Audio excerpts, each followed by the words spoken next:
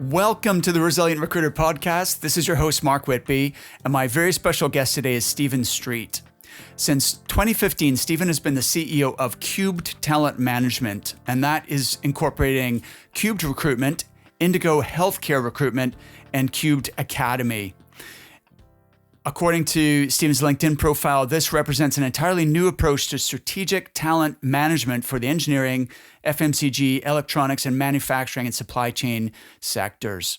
Stephen started his recruiting career over 25 years ago, and he started his own business called Relay Recruiting in 1996, which he subsequently sold to Staffforce in 2011. Stephen, welcome. I'm really excited to talk to you today. Morning, Mark. So you were referred to me by Darren Ledger at iIntro, so thanks to Darren for introducing us. And I actually interviewed the iIntro chairman, Plamen Ivanov. That's episode 43 for people who want to revisit that conversation. How do you know the guys at iIntro? Plamen and I, our paths crossed many years ago, probably 25, maybe even 30 years ago. Plamen was not in recruitment at the time. I had just moved into recruitment, and then I think the next time I saw him, I think he was up at the golf club, and it was at that point I realised he was involved with Grass Green. I did a little bit of work with them, so after selling Relay, I did 3 years of consulting, and Grass Greener were one of my clients. I had a great relationship with Plamen and Paul. Did some good stuff together. I learned a lot from them. In fact, they could be sending me an invoice rather than the other way around. So it was a good relationship. And I think philosophically, we're very aligned in and outside of, our jobs and our work. Absolutely. Plamen's a great guy and quite a character. It's funny you say about, them, you paying them for the consulting work you did with them. I think that's the nature of coaching and consulting. I learn from every client I work with. And so although, clients are paying me to help them, it really is a two-way, discovery process. So would you I'd love to talk about you selling your business and then also the really innovative things you're doing with Cubed Talent Management. But before we get into that, can we just go right back to the beginning, and would you tell us your story? Because I believe you came from quite humble beginnings and in Yorkshire. How did you come to be where you are today? So I think being dragged up is a sort of an English, maybe a northern colloquialism. And you remember the game Top Trumps, where you'd have cards with data on them and statistics. So the running joke is if there was a top trumps game of being sort of dragged up, humble beginnings, typically amongst my peer group, they used to say, Steve, get your top trumps out and tell us that story again. So it was fairly tricky early days, but it's not a misery memoir. You kind of look back and go, you know what, I learned a lot and that shaped me and that informed me and that kind of gave me my worldview. So it was a bit rough initially, but I wasn't on my own. I think it was fairly typical from where I was brought up. So I was brought up in inner city Bradford, born in 1963, brought up by a single mum, and I woke up on Christmas Eve still 15 at the time, to be told my mum had died. I wasn't aware she was ill. What you learn, when you look back is that's kind of how things were done. You didn't want to worry anybody, you didn't want to make a fuss. You kind of just took one day at a time. But I didn't realise at the time that was going to be life-changing. Kind of just deal with it and didn't have this sort of emotional or psychological maturity to process it, just got on with it. So comfortably numb, you might say, about the whole thing. I didn't know what I didn't know. So then fast forward, ended up in, a bedsit with some mates in a flat, enjoyed it, really enjoyed it. I didn't think, I was hard done to or I was deprived or anything really, just kind of got on with it and enjoyed it. And then had a few jobs. I was on the Students' Union for a few years. I was social facilities officer. Then I became the social officer, so I was booking bands. buying beer, running a couple of bars. And that's, I think, when I realised there was a degree of entrepreneurialism in there. And I suppose where that came from was at my mum's funeral, there was this big sort of cathartic, well, we need to tell you a little bit more about your upbringing. So it turns out my dad was an illiterate Irish guy who came over in the 50s, ended up running a pub. My mum worked for him. The rest is history. So I was quite proud of that. I was never embarrassed about that. I kind of wore it as a bit of a badge of honour, quite liked it. I thought it was different. Anyway, so there's clearly a bit of that kind of rub off in terms of making money, running a business, promoting the business, doing some good stuff. Then I was an estate agent, funny enough, for about 3.5 years, and I enjoyed that, the interaction with customers, getting out there, putting the houses on, getting them sold, negotiating, transacting, the whole piece. So the recruitment gateway, I suppose, is like a lot of people in recruitment, very few people in recruitment, contrive to be in recruitment where there was a clear career pathway or an intent or a qualification, or do you know what I mean? It was kind of, people fall into it. And pretty much everybody I've ever met has fallen into, but no one's really sort of contrived to get into recruitment. But I was out of work and I went to register with a company called Link Up back in the day, early 1993, ostensibly for whatever job they had. I was happy. It was an industrial recruitment company. So, have you got a job? I need an income, got kids, all the rest of it, let's go. And when I got home, they rang me and said, can you come back in? I'd like to talk to you about a couple of things. I went back in. I thought they had a job for me. And they said, we think you'd be good in recruitment. I said, I don't even know what it is. What do you do? So they explained what they did. I went, right, okay, well, I never heard of it before. But, right, well, if you think I could do it, let's give it a go. So I went in on a fairly big intake of people. I remember being in a boardroom with a load of people all dressed in suits and thinking, these people kind of know a lot more about this than I do. And fast forward about 3 months, I think there were 3 or 4 of us left. So the attrition was massive. I think there was about 25, 30 people in the intake. There were 4 of us left. Oh, it was brutal. But I was desperate. It was like a heady combination of, I was desperate, needed the job and needed the income. I didn't want to fail. And I surprised myself, I suppose, on a daily basis. That was sort of still in the game. So that was Link Up. And I left for various reasons. Ended up at Pertemps. Had about 2 years with Pertemps, great company. A lot of time for them, taught me a lot. In fact, had I not gone on to set up Relay with a colleague, I can imagine that I'd probably have invested the rest of my career in Pertemps. Good company. Ticked all the great boxes business, for me. Yeah. So that was it, really. No. Wow. Nothing unique about that, I don't think. Well, I beg to differ, Stephen, but it's an amazing story for sure. Let's just dig into the early success in recruiting, which you said you're surprised on a daily basis to still be there. What was the difference, do you think, between the people that fell away, they couldn't make it, versus you? I know you said it was part desperation. You needed the job, you needed the income, but there must be more to it than that. I think going back to Link Up, they invested heavily in us, training. And at a time when legislation was at best light touch, it was non-existent. There was no minimum wage, no working time. No agency worker regulations, nothing. No good work plan, nothing. Yeah, in the days of £1 an hour and all that nonsense. But I think Larry Gould, who owned and ran the business, was very ethical. The bar was high from the get-go, even though the market didn't really require the bar to be that high. I don't want to be disparaging about an industry that's been very good to me, but I always thought historically the barrier of entry into recruitment was too low. And I think when you consider the complexity of what we do, the value of the account, the reputations at stake, I feel that was a real anomaly. But Link Up spotted that. So you were basically hot-housed in terms of training, a lot of pressure to learn and know everything from legislation to compliance, to how to sell, to how to account manage, plus some of the early technology. It was the best possible place for me, best possible place. So I think those foundations and those fundamentals were set very early on. I've got high standards as an individual.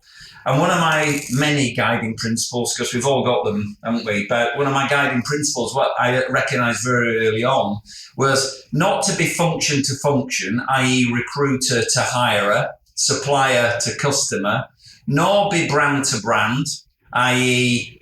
link up to whoever it might be, the client company, but for it to be person to person, Steve to Mark, Steve to whoever it might be, from the get-go. Because when you strip away the person's function and the purpose, position, and the nature of the relationship, at the core of all of that universally is a person where, in all likelihood, you have shared values, worldview, commonality, kids, family, where you live, what you do, what you enjoy, what you think, what you believe, all of that. So I always had a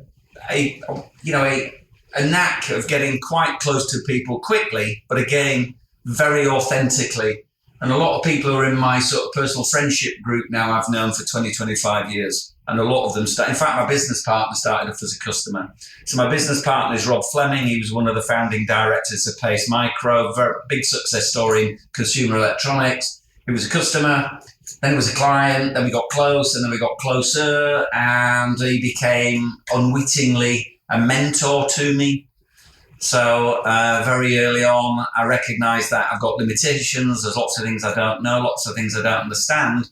So I sort of asked certain people, usually and typically clients, if they'd be prepared to mentor me informally, enter into a sort of informal joint venture to inform my own thinking, my own strategy, help me develop innovations in our service, what we do, how we do it, and why we do it. And the way I used to frame it, Mark, not talking too much, am I? No, this is great stuff. The way I used to frame it is, and I still do, Mark, and anybody can have this because it works. I say to clients, and I lean in conspiratorially and say, look, imagine this for a minute. Imagine this for me. Imagine that we, the three people around the table, so this could be an operations manager, an owner manager, head of HR. Imagine that the four of us created our own agency, and that agency only existed to service the needs of this organization over the life of its strategic vision. Do you believe we would put together a more informed, a more effective, and a more appropriate strategy than a load of strangers who currently sit outside of this organization? What's the answer? Yes. Now, the reason most people don't do that is they don't have the political will. They often don't have the headspace, the expertise, but they've never been invited to even consider it.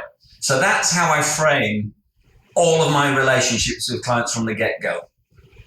And I don't see the risk of, but they might take it in-house. I don't see that as a risk. It's a bit like jiu-jitsu. What I see as a sort of a risk is to bring that on. Yes, let's take it in-house, but let's take it in that house in the form of a joint venture, in the form of a joint enterprise, where a combination of what you know and can do and what I know and can do together equals more than the sum of our parts. Show me a better way of doing it than that. That's kind of what I did from the get-go, just intuitively, and still do. That is quite genius, Steve. I would love to find out more about this philosophy of joint venturing with your clients, whether that is formally or informally. And I love the idea of cultivating your clients as mentors as well. I've cultivated mentors throughout my career, and I think one of the keys to my own success is, of course, I've hired coaches, which has been great. I've learned from every client, as we said earlier. So you learn, from your customers, but also seeking out and cultivating mentors, I think really can accelerate your own development.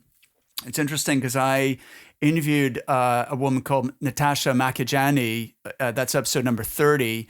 And she's excellent at opening relationships at the C-level and winning big accounts, even though she's a small boutique business owner.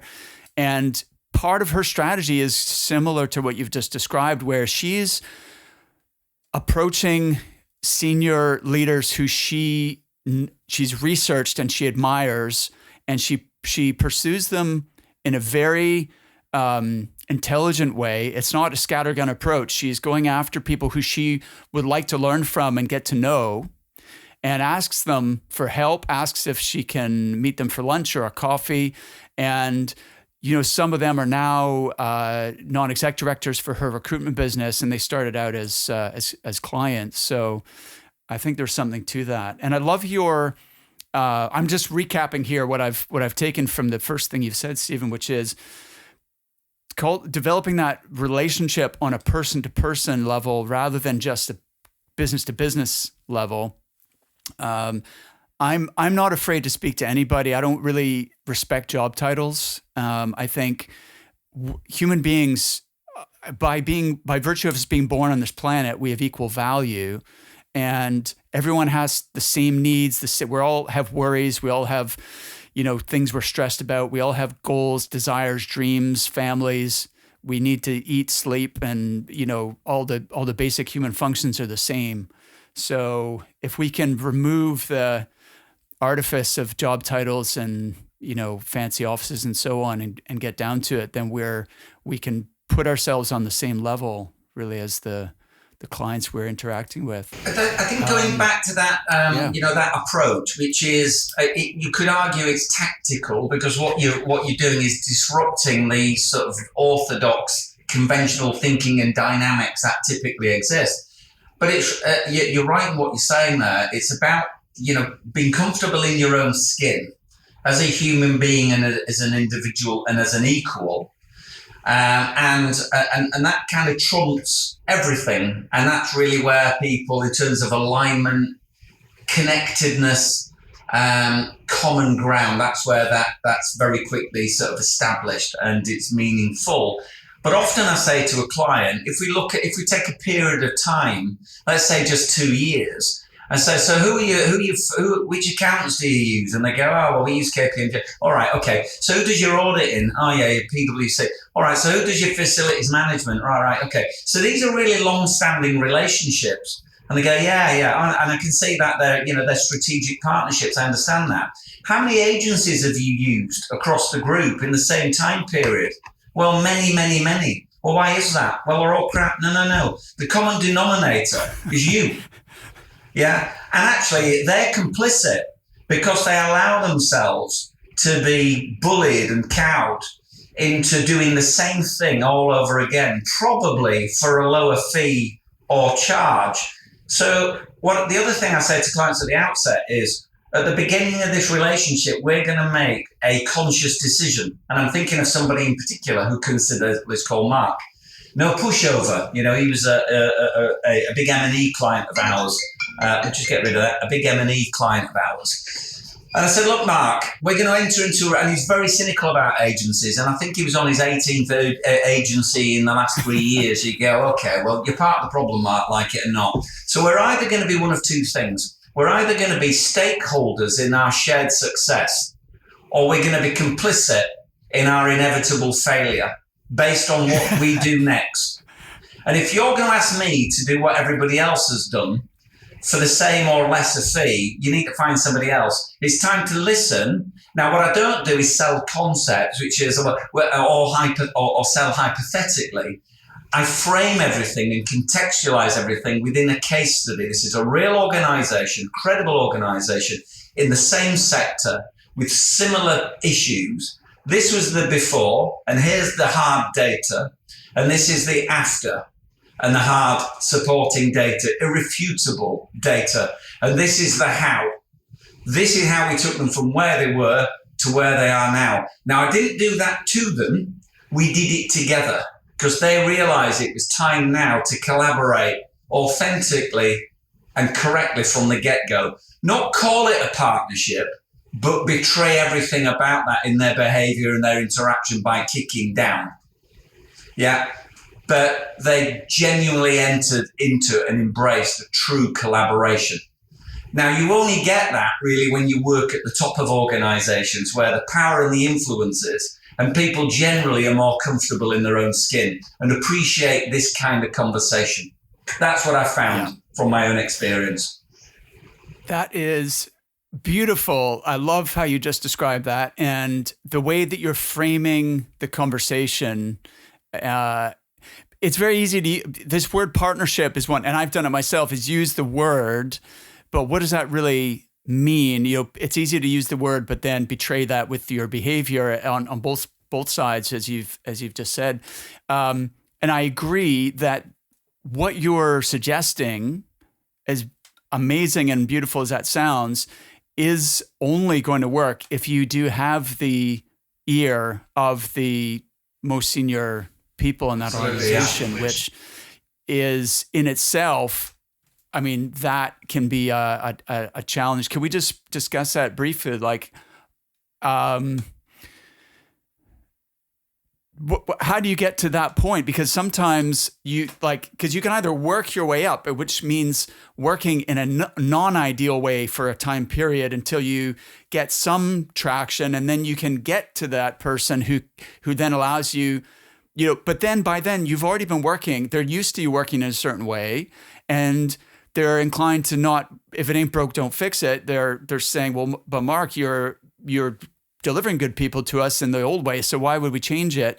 And I kind of feel like I don't like that philosophy of, well, we'll go in as one of many suppliers, and then we'll, do some good work, and then we'll get exclusive, and then we'll get to the next stage, because I feel like you're already de-positioning yourself.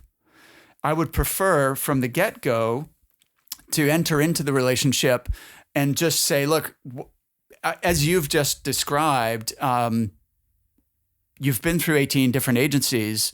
Let's not repeat the same, mistakes that have taken you to this point. Let's try something new.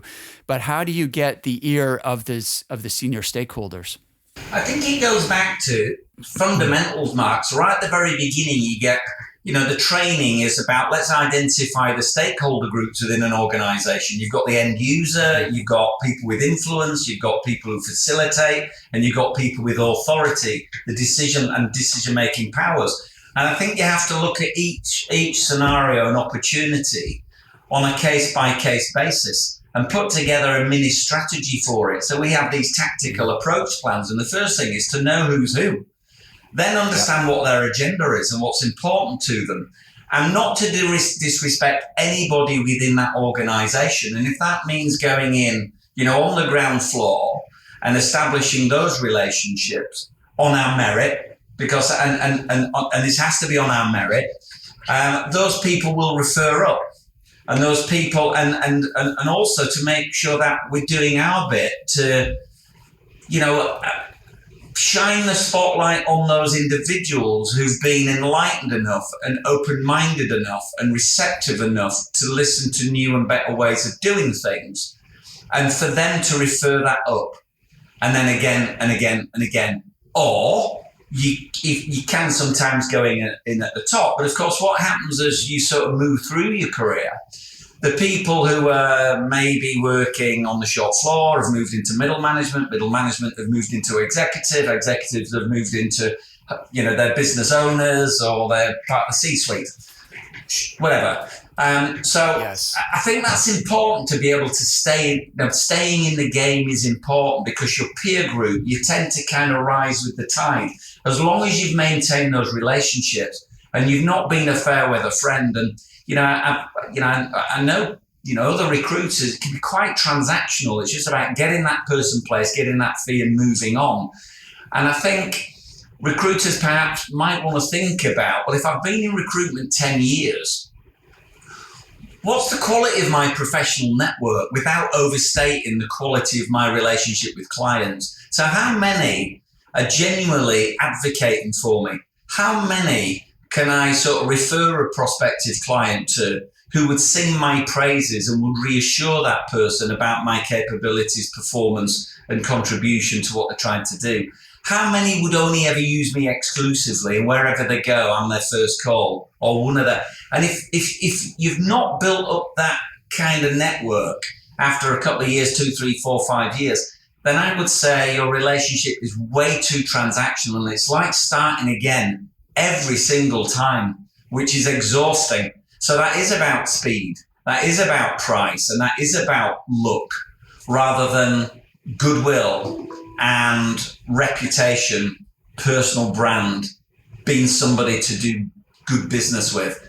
But also, when you're not actively doing business, is to keep checking in with those people authentically and building that goodwill and nurturing those relationships and letting them know you're there because you're there, not because there's a fee or a project, up for grabs. Something very uncomfortable about that for me. Yes, I love it. That's a great answer. And I'm going to also answer my own question, if that's right with you, Steve, which is doing this sort of thing. Podcasting, for example, is a great way of building relationships with senior individuals. So as you say, you can, if you do a great job of building real relationships instead of operating transactionally, you can, as you grow and mature, your peer group also is rising through the ranks. But in some cases, for example, I had a client, you talked about case studies. So the case study I'm going to give you is a young woman called Lauren Stybing, who's hopefully listening to this or will listen to it when it goes live.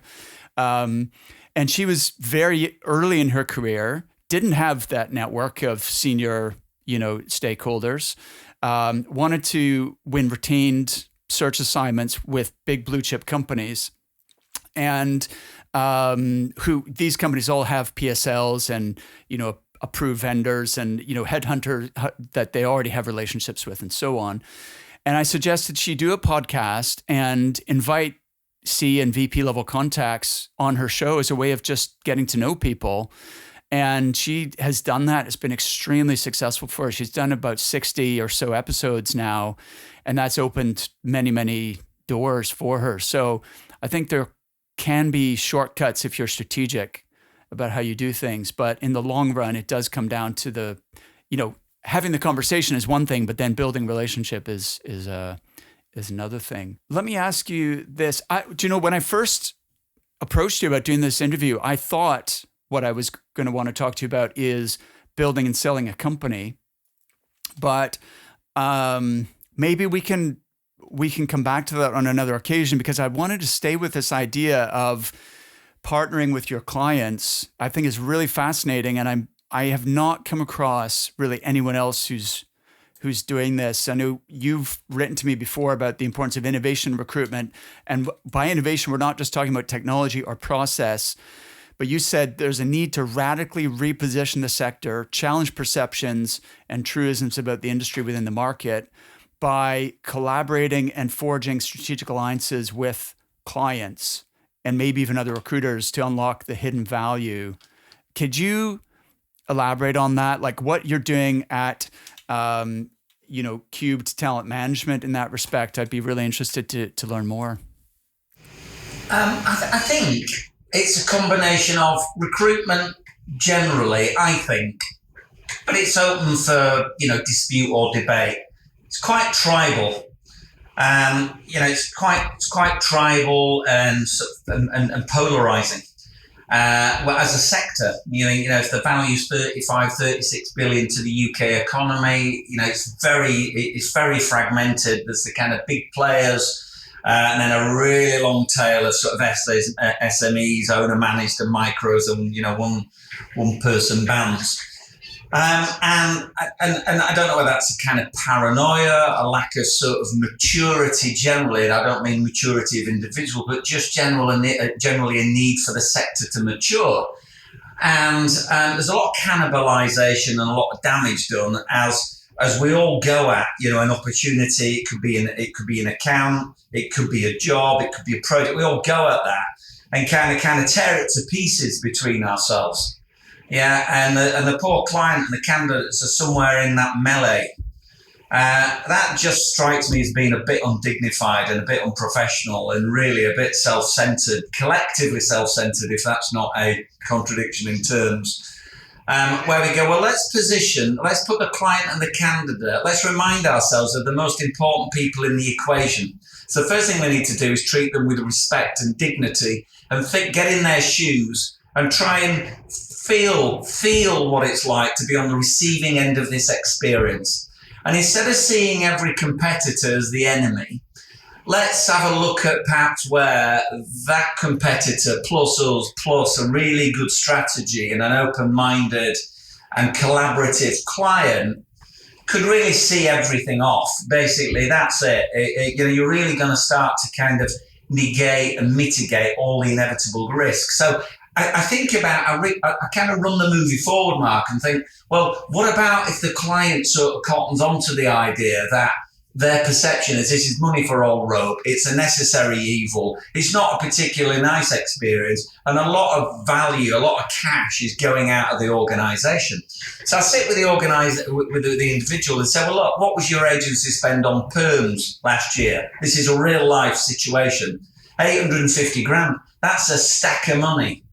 No wonder you're being asked whether you're getting value for money. No wonder you're toying with the idea of perhaps doing it differently. You're not quite sure how you're going to do it differently. Let me show you how you might do it differently. What you might do is you might decide to take it in-house, but let me explain, what some of the pitfalls are. Conceptually, it's a great idea, but in execution, there's quite a lot of downside. Because what you're saying to me is you're going to recruit somebody from commercial recruitment, basically out there, hard recruitment, in-house, and it'll be really easy for them. It won't be any easier for them because they're still competing in a very dynamic, a very competitive and quite aggressive marketplace, but they're now on a salary, with no commission and no bonus. So, I don't want to be disparaging or disrespectful to people who go in-house, but why would you go in-house on 35, 40 grand when you can sit outside and be as good as you claim to be on twice, 3 times, 4 times that? And have all the sort of, the blend of businesses that are out there. So let me show you another way. So what we could do perhaps is give you the platform, the technology, the resource, the capability and the tools out of the box to do this. To effectively bring your recruitment capability in-house. But what we're going to do, we're still going to post that £850,000 as an internal sale. So we're still going to show that, but it's going to be managed by the internal team. So you're going to have a recruiter, and that's going to be a member of my team. You can have a resourcer, and that's going to be a member of my team. But we're going to dial Cubed down. So we're going to stop talking about Cubed and the brand and Cubed as being the identity, and we're going to dial your brand up. So we're going to badge everything up, up in your name, because that's really what we need to be putting out there. You're losing the opportunity to raise your own profile, your own brand as a destination employer by allowing agencies to piggyback on your brand. Let's turn them down and turn them off. So that's what we're going to do out of the box. We're going to give you all the training plans, all the best practice, all the process, everything to do this from scratch. This is where it gets interesting. So we're going to use a gain share model. So we're still going to post these sales up here. We're going to agree that there's going to be some capital investment for technology, subscriptions, LinkedIn, CRM, you name it, applicant tracking software. There's your CapEx, but you can see it. You can't see it at the minute. And there's your operating expenditure. That's what it's actually going to cost to run it on a daily basis. The team, everything. What drops out at the bottom is £630,000. Which previously was going out the organisation and into the coffers of all of these agencies, none of which are strategically aligned with you. They're aligned with themselves as individuals. They're not aligned around your vision, your mission, and how you're going to get there. We are £630,000. Year one, we're going to rebate 25% of that back to you. So you get all of these benefits. You get exclusivity over the candidate, because at the minute, these candidates are applying to all of these agencies. You get no visibility. You've got no control. You don't know whether you're getting the best candidate. You've got no control over the narrative. You've got no control over what's been said and done to these candidates in your name. You bring all of that in-house. You get all of that agency. You get that control. You control the narrative. You have visibility over the candidates, and you have control and the influence over the candidate journey and experience. And particularly in organizations where your product or service is B2C, these people, particularly the ones that are unsuccessful, you want to make sure that they remain loyal to the brand. Yeah, they've had a great experience. You don't switch them off your product and service because you've not given them a correct experience as an applicant who applied in good faith. So they're all the reasons I'm going to give you to do this. Now, often the companies say, we don't have the political will, we don't have a mandate from the board, it's just too much for us right now. However, we want to do something like that with you.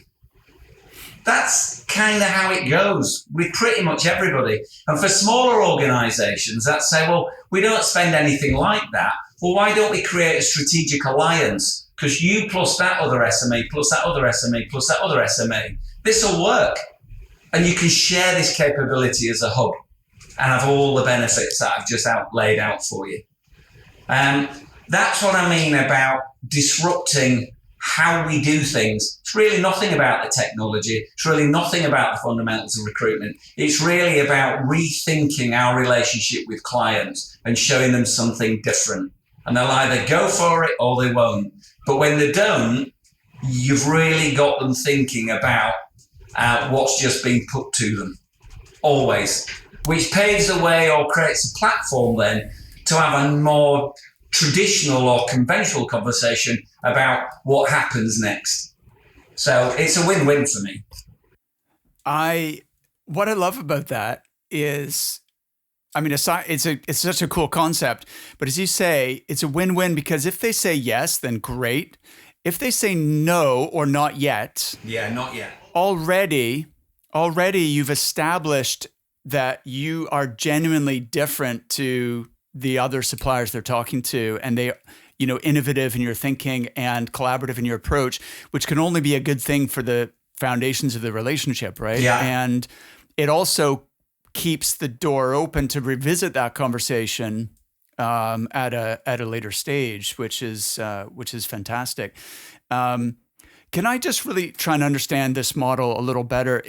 By the way, is this just one example of several that you've tried, or is this kind of over the years, before it became a thing, Mark, before it became something that we can sort of present and show the mechanics, the strategy, how it's implemented, how it's delivered and executed.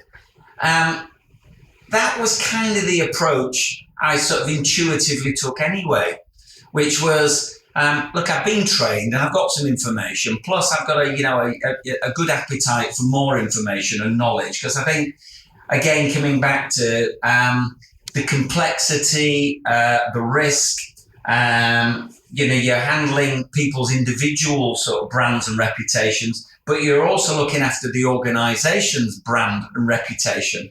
You're an ambassador for it in what you do, and therefore, I think you have to think carefully about whether you've got the level of expertise and knowledge to add some real value, not just be winging it. So I think historically it was about BD, it was about sales, it was about, getting out there, converting, winning the business. But I think as the market's matured and it's become more complex, I think there's a lot of cynicism around the nature of recruitment and what recruiters do. So I always imagine that the client or the candidate has had a suboptimal experience with a recruiter. My first objective is to demonstrate to that person that it's going to be different and it's going to be better from the get-go. Yes. So for me, I think I can feel and sense that there's a shift in mood and sentiment, and I think clients are looking for something different, are looking for something better. They're just not quite sure what it is. So they default to, well, we'll just do it ourselves, rather than explore doing it as a joint venture, as a joint enterprise at whatever level. Because I'm not sure it's been tabled, because I think the sector sees in-house as a risk and a threat rather than an opportunity. Really interesting. Now, just so that I'm clear in my mind, what is the main difference between what you're proposing versus, say, an RPO model, which, that's been prevalent for a number of years? I call RPOs there's a middleman. There's two middlemen. Okay. So there's more dilution. It's less, and often what's driving that is just about price. Because the way, it's all about price. And, so if really you can ask me how much it's going to cost, if that's one of the first things off your lips, then we're probably, this is not going to be the relationship we're looking for. I'm asking for you to invest responsibly. The old cliches and adages about you buy cheap, you buy twice and all the rest of it. But again, I think you've got to be talking to the right person, and you've got to frame the proposition, and you've got to evidence the proposition by pointing to other organisations who were once where they are, who are now in a better place, and how that thing sort of evolves over time. It's not for everybody, as I say, but it's a concept that I talk about a lot. It's a reality for us as a business, and I think the market is very receptive to these ideas, as long as they're properly articulated. Yes. Wow. I love this joint venture strategy or business model. Do you have a name for this, or like this approach, and how does it actually work in practice? Yeah. So the way we're set up, we've got our sort of conventional sort of cubed core over here. So temps and perms, high street, traditional recruitment. We've got our Indigo Healthcare over here, which is sort of on the sort of NH framework and off framework, which is international doctors. We've got on-site managed services to the side of that, which is where we're embedded, usually sort of volume, multi-site complex. And then we have a standalone business unit that we call strategic partnerships. And if you unpack that, there's three levels. It generally starts with, so let's transact with you as we typically would, but let's start to preemptively build a lot of this additional value in from the get-go, in a give to get. So let's almost project ourselves into a situation and a scenario where we are in-house. But and in terms of the collateral, so the resource we use to kind of get this story told, we basically explain, look, there's this sort of contingency outside in. But again, this is this sort of thought experiment. Let's imagine that you had your own sort of entity in-house. Let me explain the benefits of doing that. And, I don't want to sort of repeat myself, but just going over, you have exclusivity over the candidates. You will have more candidates, because actually most candidates would prefer to apply for a job direct and not be handled via an agency stroke middleman. It validates it. So more people apply, and therefore you've got access to kind of more choice options and quality. Then I talk about the numbers, and I talk about the synergies and the economies of scale. It is a standalone division. We call it strategic partnerships. On a very low level, we basically call those projects special projects. So they are different. We add more value in from the get-go around technology, process, applicant assessment. We're a Thomas International licensed centre, so we do human job analysis and PPA. So and we measure things like time to fill, right first time, candidate fit, the quality of the shortlist, and retention. So we look at the metrics. So I think once we've proved that this methodology, technology, and strategy adds immediate value and ongoing value, we then move to level 2, where we're now considered to be a strategic partner. Level 3 is where we've entered into a joint venture, and that's where we basically unlock the gain share. So we transact with them on a sort of a usual fee-based basis initially. Then we add a little bit more value at level 2, and level 3 is kind of the pinnacle, where we've effectively moved the whole model to a gain share, where there's a significant rebate back to the client. That's usually in year 3. The rebate goes up in year 2. The rebate goes up in year 3. And the option I give them, Mark, is, and if you then want to take all of that in-house, lock, stock and barrel, and turn us off, feel free. And that again is authentic. and it's available to them. But no one's ever done that because actually it works, because what they do is they manufacture things. What they do is deliver a service, and what they've realised is they never really wanted to bring their recruitment in-house. It was more of a reaction and a response to the fact that they were just generally dissatisfied with the experience.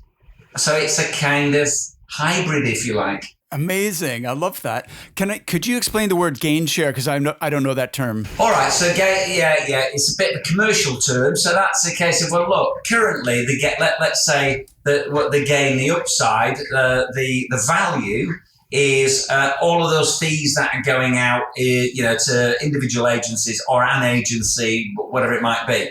So we'll run this little P&L. So we're still going to post all the placements that we make. We're still going to post that as a sale. Yeah. But it's a sale that's being effectively affected by the internal team. So let's put that number back up there. So let's use the same numbers as before. So £850,000. We've agreed that we've had to make some investment to have the infrastructure and the systems and the process and the platform. So let's say, for argument's sake, that's £20,000.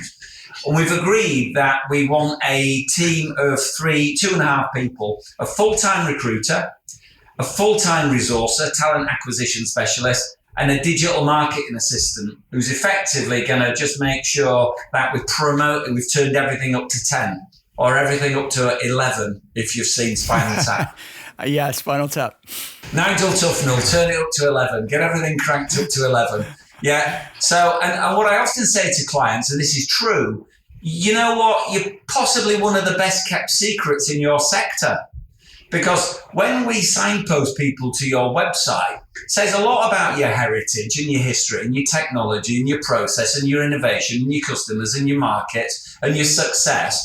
But none of that is translated for the consumption of candidates.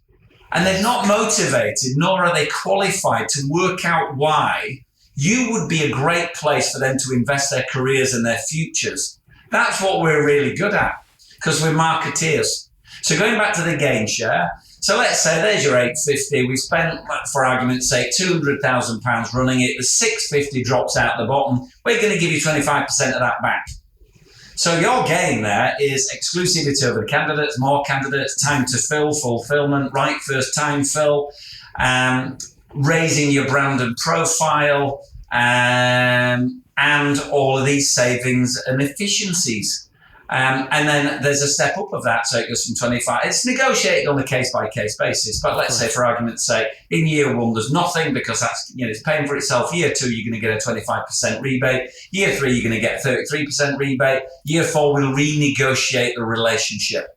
And if it's something you want to take offers and take in-house and run yourself, there'll be a transfer fee because you're going to take the people, you're going to take the capability and intellectual property. If this is working for you and you want to sign up for another 3 years, let's do it. That's the idea. That's awesome. By the way, just a note for our international listeners, you used the word high street. That simply, it means main street is how it's normally referred to in, say, North America.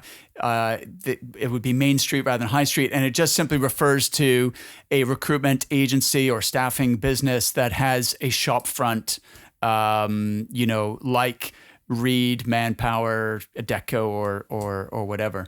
Can I ask then, what you're proposing sounds like it would only apply if they haven't already gone down the road of building their own internal team.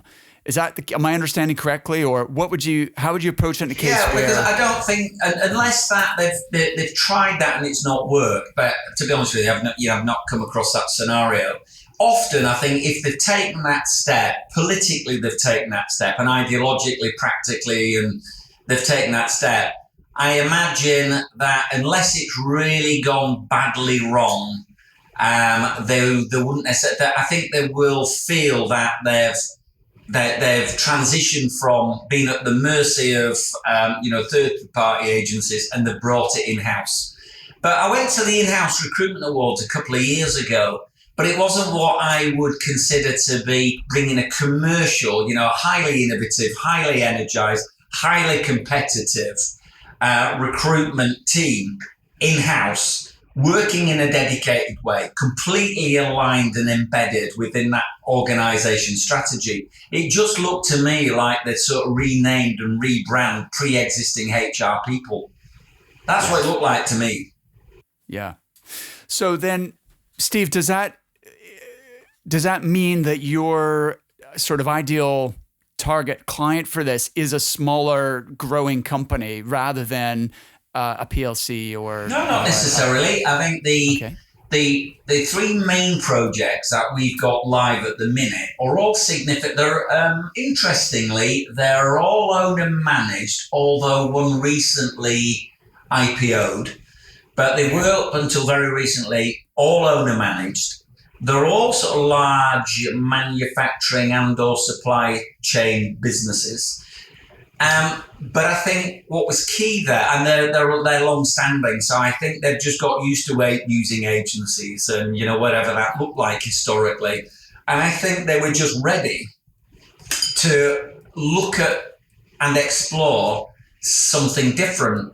But it wasn't too much of a leap where it was just too outlandish, too left field, too radical. And on a scale, I say to people at the beginning, look, more of the same, conventional, maybe creative, maybe innovative, maybe radical, maybe disruptive. Let's start at disruptive and work back until we find what feels comfortable, feels like we're in the right territory. And almost always they say, yeah, we want to probably go somewhere between radical and innovative, depending on what the prize and the payoff is.